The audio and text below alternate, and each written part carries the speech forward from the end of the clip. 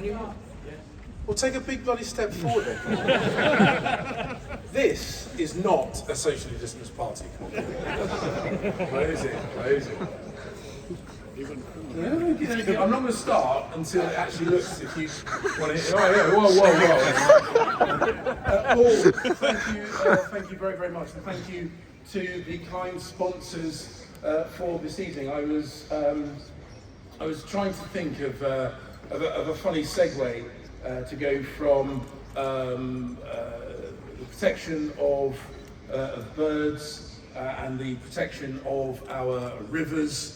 And I was really struggling to come up with something particularly funny. Then I thought something really very, very funny. I mean, very, very funny, which I'm not going to deploy this evening because I like this job. I would actually like to keep it. But don't worry. For those of you who are hoping for knob gags, they will be coming later on. Don't worry. So I'm deeply honoured. I'm deeply honoured to be asked to speak here this evening. I'm conscious that this event last year was the starting gun event for the race to be the next past leader of the Conservative Party. And I'm very, very pleased that nobody is expecting tonight's speech to be the starting gun for a leadership campaign. As I said, I'm restraining myself somewhat because I have no intention for this to be the starting gun. I'm also rather hoping it's not the finish line either. So I'm going to refrain from some of the wilder jokes that I've had sloshing around in my head this afternoon. But it's so lovely to see so many of you here.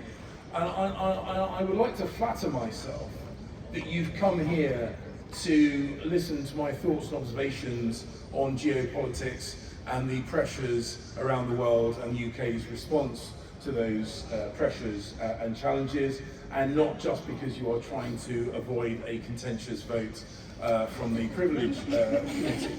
But I will hold in my head and heart the idea that you've come to actually hear me speak. And I look around the garden, I see lots of people who have worked with me, campaigned with me, people I regard as friends, some of you who have supported me in a range of ways through the years. And there are many people in the garden that I perhaps, without too much hubris, could describe as fans of mine. But no, you've got to be realistic. In politics, for every friend you make, perhaps you make an enemy. I thought that as well as the fans in the garden this evening, there'd be some foes, there'd be some people. I don't see any. I don't see any at all. I look across and all I see is only fans.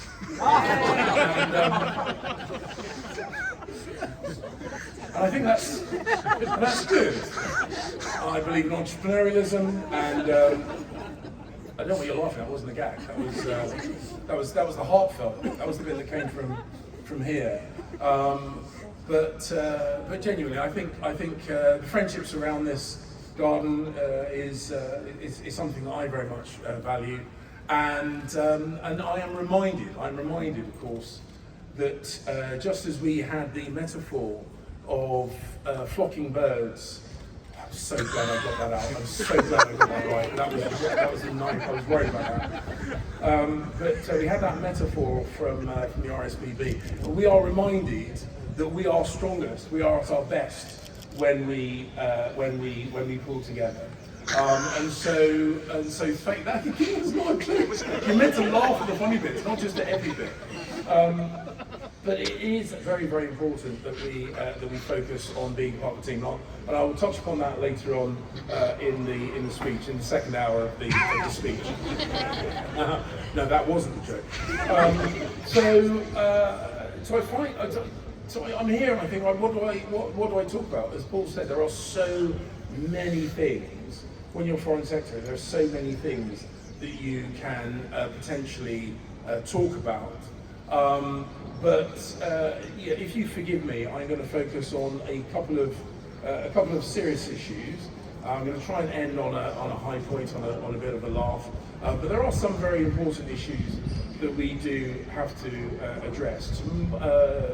Tomorrow evening, leaders from around the world will come to London in preparation for the Ukraine Recovery Conference, and that is where the UK, co-hosting with Ukraine itself, will do what the UK does incredibly well, which is convene the players, the thinkers, and the people with money to support Ukraine in their recovery when, hopefully soon, they have successfully defended themselves against Russia's unprovoked and brutal attack. And I'm very proud that the UK will play a part in coordinating the financing of Ukraine's recovery.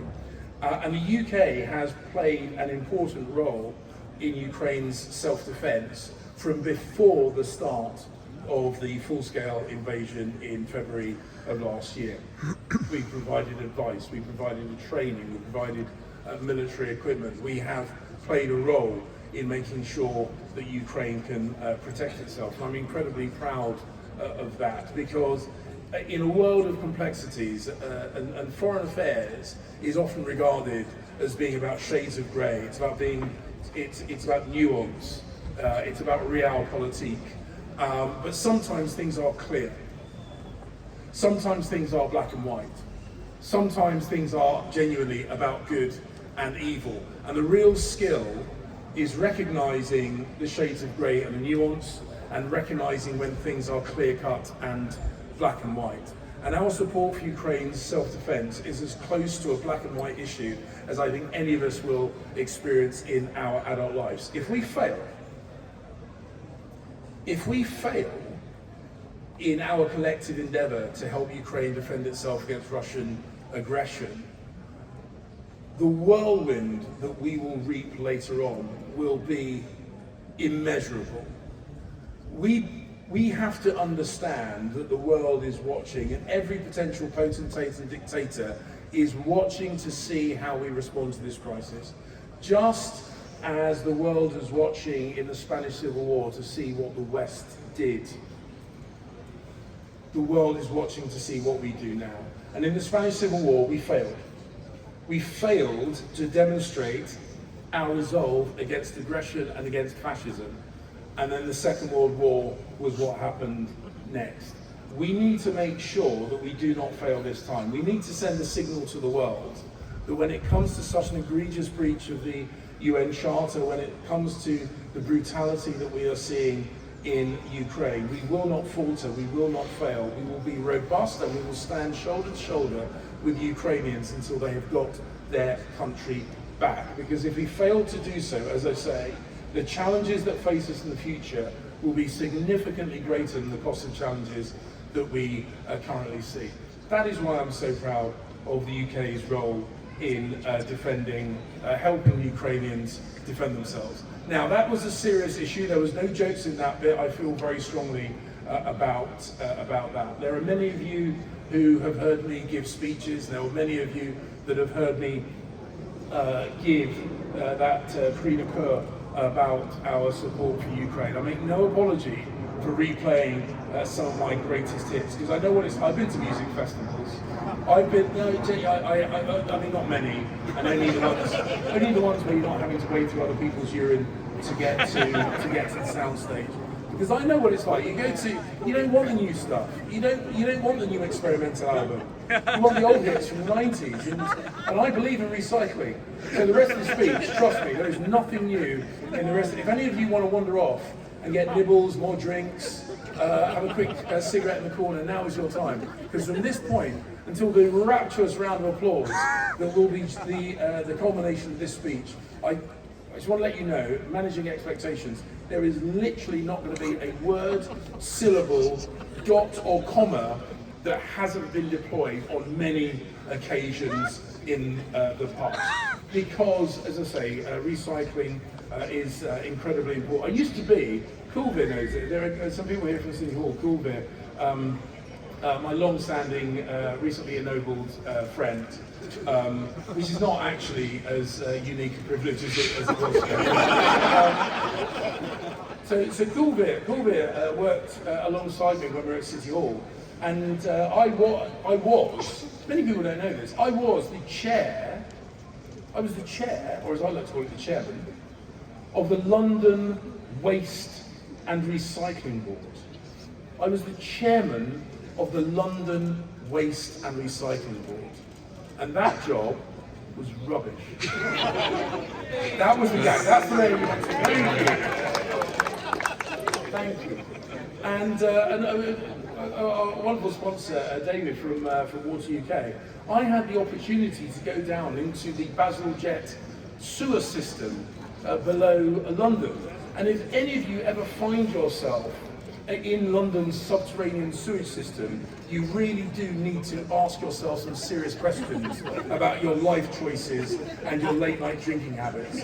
But anyway, I was down in that sewage system, which was a subterranean cathedral of Victorian pride. The build quality was amazing, and bear in mind it was not meant to be seen by anyone at all.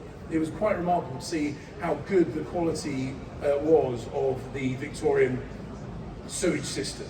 This is the second point in the speech where all the gags that I was thinking of deploying that I'm not going to. So again, if you want all the scatological humour, tonight is not, well, I mean later on tonight, potentially, but at this stage, in front of the microphones, with the cameras rolling, tonight is not the time I'm going to deploy all those gags. But, and for those of you who understand as I do that this speech is the one thing separating you from booze and nibbles, I'm going to come to a conclusion relatively soon.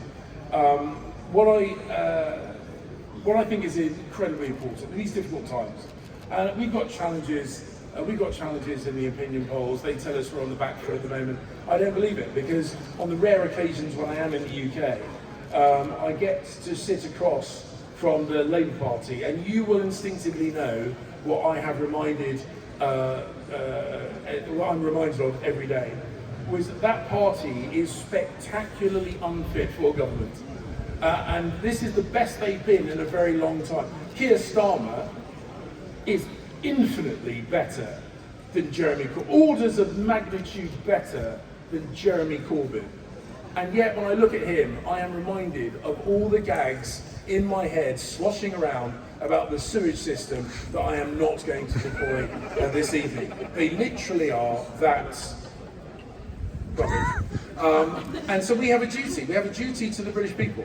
We have a duty to the British people to protect them from the catastrophe that would be a Labour government. Some of you in this room are too young and too beautiful to remember the last time they were in office. Luckily, I am neither of those things. I know that it is our duty, our regular duty, to protect the British people from the pain and suffering that would inevitably follow in the wake of a Labour government. So that's why we've got to get with the programme. Enjoy yourselves this evening, but then tomorrow morning, when you have erased the foggy hangover from your heads, get out to the numerous locations where you can campaign in a by-election at the moment. Make sure we win those by-elections. Make sure that Rishi and the rest of the government have a good foundation stone to go on to win the next general election. It is both a pleasure and a duty to do so. It will make you feel better about yourselves. And if you want to hear the various knob gags and poo gags that I've got sloshing around in my fundamentally childish head, buy me a drink. You don't even need to buy it, do you? Just grab me a drink, come and chat me afterwards. But until that point, ladies and gentlemen, thank you very, very much for coming. Enjoy yourselves. And